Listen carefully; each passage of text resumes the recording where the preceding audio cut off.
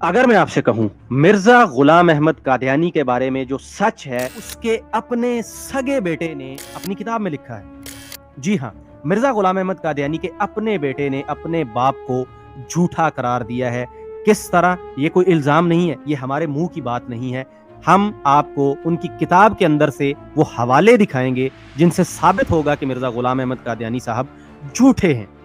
ناظرین, یہ video 2-4 minute کی نہیں, ہو سکتا ہے 1.5 یا 2 گھنٹے پر مشتمل ہو, لیکن آپ نے اس کا 1 منٹ بھی مس نہیں کرنا, کیونکہ سچ کو جاننا اتنا بھی آسان نہیں ہوتا. یہ معاملہ جو اتنا زیادہ ڈسپیوٹڈ ہے احمدیز اور نان احمدیز کے بیچ میں, آخر اس فساد کی جڑ مرزا غلام احمد قادیانی صاحب ہی تو ہیں.